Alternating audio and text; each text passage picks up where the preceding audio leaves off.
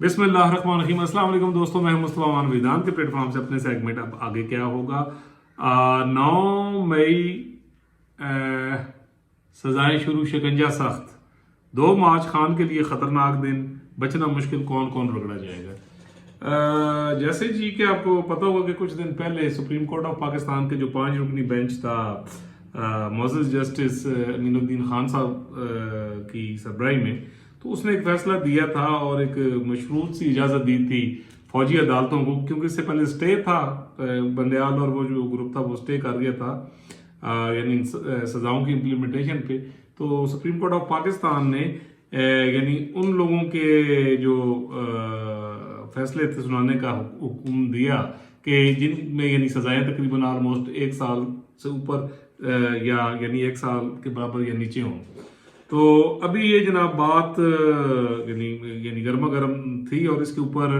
यानी डिस्कशन शुरू हुई थी कि सुप्रीम कोर्ट ऑफ पाकिस्तान ने मशरूत सतह पर फौजी अदालतों को फैसले सुनाने की जो है वो यानी इजाज़त दे दी है। तो इसी दौरान जनाब एक धमाका होया कि गुजरांवाला की एक जो अदालत है जहाँ पर एक यानी फीमेल जस्टिस साहब हैं, उन्होंने जनाब 51 जो लोग थे, 51 लोग 9 मई के जो मामला हुए थे उसमें जो मुलव्वस थे उनको जनाब सजाएं दी गई हैं, और जो मैक्सिमम सजाएं जनाब उसमें दी गई हैं तकरीबन 5 साल तक की सजाएं दी गई हैं। तो जनाब इस पर बड़ा यानी शोर भी मचा पीटीआई के यानी हलकों की तरफ से, उनके वकुला की तरफ से भी, और ये था कि ये यानी काम इतनी जल्दी है, मतलब अनएक्सपेक्टेड था कि मतलब ये कि डेफिनेटली बड़ा बड़ा दहशत सी, क्योंकि डेफिनेटली पीटीआई और जो सब हैं वो तो ये चीज़ सोच रहे थे कि जैसे सुप्रीम कोर्ट ऑफ पाकिस्तान ने एक महदूद सतह पर इजाज़त दे दी हुई है, वो जो फैसले यानी महफूज हो चुके हैं वो यानी सुनाए जाए, तो उसमें ये भी यानी हुक्म फरमाया गया कि जिनकी सज़ा यानी उसके हिसाब से यानी पूरी हो गई है कि अगर वो सज़ा 1 साल से कम है या उसके बराबर है तो यानी उनको रिलीज़ कर दिया जाए, ताकि ये कि चले कम से कम वो जो ईद है वो कर सकें। लेकिन उसके साथ साथ ही जनाब उस तो पहले ही कि यानी इस पर यानी बजाय कि इसके ऊपर इम्प्लीमेंटेशन शुरू होती सुप्रीम कोर्ट ऑफ पाकिस्तान के हुक्म के ऊपर, तो जनाब कहते ना सिर मुंडांदे ही ओले पै गए पीटीआई वास्ते। तो अब जनाब ये है कि ये जो 9 मई वाला यानी मामलात हैं, ये आज तो आपको यानी बहुत पहले से भी कह रहा था कि इसमें बचने की गुंजाइश नहीं है किसी भी मौजूद दुनिया में। अगर आप देखें तो इस तरह का जो इवेंट है जो 9 मई को किया गया है, अब पीटीआई वाले जो भी कहें, खान साहब जो भी कहें, जिस पर भी इसका मुद्दा डालें, वो तो एक यानी मामला बात का है, ठीक है जी। कौन सबूत ले आएगा तो कौन बयान देगा तो कौन दलीलन देगा। जो बादी नज़र में एक चीज़ नज़र आ रही है कि यानी जो उस दिन इवेंट हुआ और जिस तरह यानी हमले किए गए यानी मुख्तलिफ जगहों पर, तो डेफिनेटली दुनिया की कोई भी रियासत हो, मौजूद रियासत हो, वो इस तरह की जो वायलेशन है उसको इग्नोर नहीं कर सकती कि डेफिनेटली आपको, क्योंकि फिर उस तो बात करने लोग गिर जाते हैं, फिर यानी आदत पड़ जाती है अगर उसका यानी ना किया जाए। और इसी दौरान फिर जब ये फौजी अदालतें अमल में आई तो उस वक्त बंडयाल और उनका जो टोला था यानी वो बैठा हुआ था, तो उस वक्त जनाब उन्होंने यानी इन यानी अदालतों को काम करने से भी रोक दिया, और उसके बाद एक 5 रुकनी यानी बेंच बाद में जो बना, उससे पहले 7 रुकनी बेंच था जिसमें मोअज़्ज़ज़ जस्टिस फायजीज़ा साहब भी थे, लेकिन वो उस बेंच से अलग हो गए थे। और वहाँ पर उमर अता बंदयाल ने कमाल होशियारी से ये करते हुए अपने साथ जो था काजी साहब को भी यानी उस बेंच में डाल दिया था। लेकिन काजी साहब ने, क्योंकि उससे पहले जो फौजी अदालतों के मुतालिक जो फैसले थे उसमें वो दे चुके थे कि गैर कानूनी इसको करार दे चुके थे, लिहाजा उन्होंने, क्योंकि वो ओपिनियन पहले वो अलग हो गए थे, तो जनाब बंडयाल साहब ने कमाल होशियारी से करते हुए अपने टनोर में उसका फैसला नहीं किया। और फिर जब काजी साहब चीफ जस्टिस बने तो उन्होंने जनाब जड़ा है ना वो 5 रुकनी बेंच एजाजुल हसन साहब की सरबराही में बना दिया था, जिसने तकरीबन 1 घंटे की प्रोसीडिंग ही उन फौजी अदालतों को कलअदम करार दिया गया। फिर उसकी वो यानी अपील लगी और ये जो 5 रुकनी बेंच था उसने मशरूत सतह पर यानी वो इजाज़त दे दी। तो अब वो मसला ये है कि जनाब ये अगर आप देखें इन यानी फैसलों को, तो ये जनाब आने वाले दिनों की आपको जो खबर है वो दे रहे हैं कि आने वाले दिनों में क्या यानी हो सकता है। मतलब یہ ایک انڈرسٹوڈ ہے کہ پوری ریاست پاکستان جو ہے ڈیفینیٹلی اس کے تمام ادارے وہ یعنی اس پوائنٹ پر یعنی آ چکے ہیں کہ جو 9 مئی کے جو کچھ بھی ہوا ہے ان معاملات کو اگنور نہیں کیا جائے گا. تمام لوگوں کو کیفر کردار تک پہنچایا جائے گا. ایون وہ لوگ جیسے حماد اظہر ہیں اور مراد سعید اور اس طرح کے لوگ جو ابھی منظر عام سے یعنی ہٹے ہوئے ہیں، لیکن 9 مئی کے ان معاملات میں ان پر بڑے سیریس ایلیگیشنز ہیں کہ سب کو کیفر کردار تک پہنچایا جائے گا اور اس معاملے کو سیریس لیا جائے گا. ایون جب یہ لاسٹ کور کمانڈر کانفرنس ہوئی ہے تو اس میں بھی جو کور کمانڈر کانفرنس کا اعلامیہ ISPR کے تھرو آیا تھا اس پر بھی ان کا بڑا سخت قسم کا سٹانس تھا کہ اس چیز کو اگنور نہیں کیا جائے گا. تو اب جناب ایسے ہے کہ جناب شکنجہ شروع ہو گیا ہے. ابھی آنے والے دنوں میں یعنی آپ ایک چیز دیکھیں گے کہ اس میں کافی سیریس ایلیگیشن ہے اور خان صاحب ڈیفینیٹلی یہ میں یعنی آپ کو خبر بھی دے رہا ہوں اپنے وجدان کے مطابق بتا رہا ہوں کہ خان صاحب پر بہت ساری چیزیں جو ہیں وہ یعنی پروو ہو چکی ہیں. بہت سارے لوگ ہیں جو ابھی منظر عام پر آئیں گے جب یہ آگے کچھ اور پروسیڈنگ چلیں گی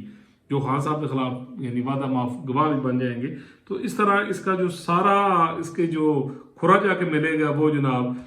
خان صاحب اور ان کی جو اہلی ہیں آپ دیکھیں گے یہ آنے والی ہے. میں بھی آپ کو پری میچور لیکن میں آپ کو ایک خبر اور اپنے میدان کے مطابق یہ چیز بتا رہا ہوں کہ آپ دیکھیں گے کہ آگے چل کر یہ کھرا جا کے خان صاحب کی طرف ہی جائے گا. تو 2 مارچ سے جناب ڈفرنٹ کیسز کی اور یہ جو 9 مئی کا بھی کیس ہے جس میں خان صاحب کا نام بھی آ رہا ہے اس کی بھی یہ پروسیڈنگ شروع ہو رہی ہے. تو اب لگ ایسے رہا ہے کہ جیسے یعنی عید کے بعد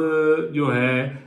یہ جو کیسز ہیں یہ یعنی کافی یعنی سپیڈ اپ ہو کے چلیں گے خاص طور پہ جو 9 مئی والے ہیں. اور اس میں یعنی ایسے ہی لگ رہا ہے کہ خان صاحب کو ایلیگیشن پر کافی سیریس یعنی سزا ہو سکتی ہے اور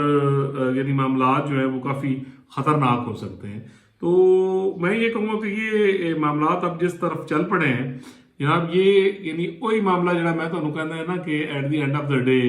وہ ٹائم آ گیا جو میں آپ کو کہتا تھا کہ الیکشنز کے 2 یا 3 ماہ کے بعد وہ ایک وقت آئے گا جب خان صاحب کو یہ فیصلہ کرنا ہوگا کہ جان بچاؤ. ٹھیک ہے جی وہ تو خیر ہوں بھی کہتے پہ لیکن اے جڑے سارے بڑے وڈیرے سارے جناب وہ کہتے نہیں پہلے ذرا انہاں چیزاں دا یعنی فیصلہ ہو جائے اس کے بعد کچھ معاملات کو دیکھا جائے گا. تو اب یہ جناب کس یعنی 9 مئی جیسے کہ میں اپنے پچھلے ولاگز میں بھی عرض کرتا رہا ہوں کہ ایک خطرناک کیس ہے خان صاحب کے حوالے سے. اور جیسے سائفر کا کیس بھی ہے یعنی کہا جاتا ہے جی کہ اس میں بچت ہو جائے گی. تو مجھے یہ لگتا ہے کہ بچت تو نہیں ہوئے گی محدود سطح پہ ضرور یعنی ایلیگیشن جو ہے وہ پروو ہوگا اور خان صاحب کو سزا ہوگی. لیکن جو 9 مئی کا ہے یہ تے اگر بظاہر بادی نظر میں دیکھا جائے تو یہ ایک یعنی اوپن اینڈ یعنی شارٹ کیس ہے. بہت سارے ویڈیو ایویڈنسز ہیں. پھر میں نے آپ کو کہا کہ کچھ شنید یہ ہے کہ کچھ لوگ ہیں جن کے خان صاحب سے بڑے کلوز ہیں وہ اپنی جان خلاصی کرنے کے واسطے بعد معاف گواہ بن جائیں گے اور وہ یعنی اسٹریٹ وے خان صاحب کے خلاف یعنی بیان دے دیں گے اور بات کھرا بشرا بی بی تک بھی جا سکتا ہے. سو اب یہ کہ اس میں یعنی آپ دیکھیں گے کہ یہ آگے اب آپ کو معاملات یہ سپیڈ اپ ہوتے نظر آئیں گے. لیکن یہاں پر میں ایک ریکویسٹ کروں گا ریاست پاکستان ان کے بڑوں سے